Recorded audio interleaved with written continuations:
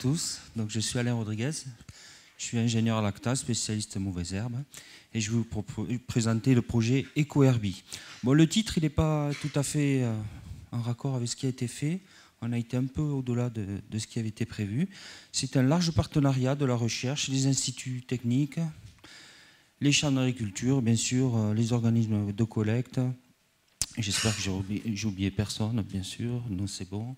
Et autour d'un enjeu majeur, l'enjeu de réduction de l'impact de la production agricole sur le milieu, avec une spécificité, bien sûr, la réduction des herbicides en grande culture. Alors comment on a pu aborder cette thématique difficile et de longue haleine, hein? Eh bien, on a établi une stratégie en 5 étapes. Disons, 2-3 étapes majeures qui se redivisent. Je vais vous expliquer tout ça.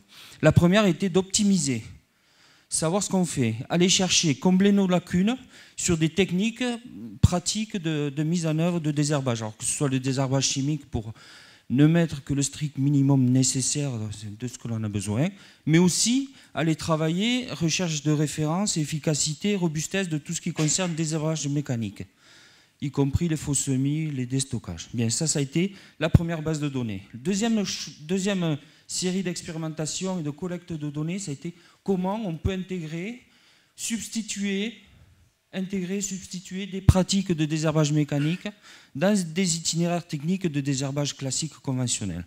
Quelle est la robustesse et l'efficacité? Est-ce que c'est faisable à la mise en œuvre? Bon, voilà. Donc on a essayé un petit peu d'aller collecter des données là-dedans. Et puis, il a fallu tout rassembler. Donc ça, c'est la troisième étape. Les deux premières, c'était donc optimiser, substituer. La troisième, essayer de synthétiser tout ça. Et on a créé un outil qui s'appelle EcoHerbie. Alors, c'est plutôt un guide interactif. C'est quoi? C'est EcoHerbie. C'est une espèce de, comment dire, un outil accessible gratuitement sur le web. Pour l'instant, c'est un prototype. On a travaillé sur 4 grandes régions céréalières, l'Aquitaine, la partie Midi-Pyrénées d'Occitanie, la Bourgogne et la région centre. Et pour chacune de ces régions, on a essayé d'établir des pratiques et des successions de cultures. Donc l'utilisateur remplit très rapidement, par des cases à cocher, un certain nombre d'informations sur le pédoclimat de la région et sur son matériel disponible ou ce qu'il pourrait imaginer acheter ou intégrer ces cultures, et on va lui faire une proposition de succession de cultures. Succession de cultures qui respecte les règles de base de la gestion intégrée de la flore adventice. Déjà, on va mettre en place une base correcte, une base solide. Et ensuite, c'est lui qui choisira la succession qui lui convient.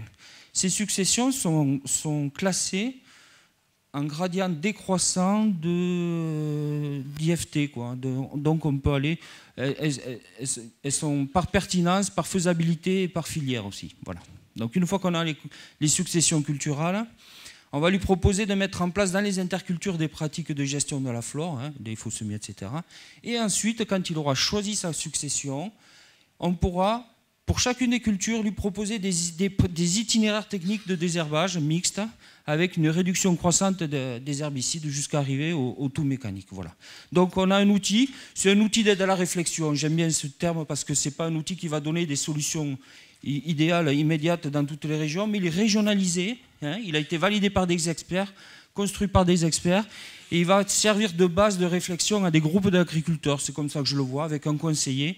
C'est vraiment la fonction, j'accompagne mon groupe d'agriculteurs pour essayer de progresser dans une évolution de réduction de l'impact de la production agricole. On a l'outil de base, et avec cet outil, on va accompagner les agriculteurs à construire leur système.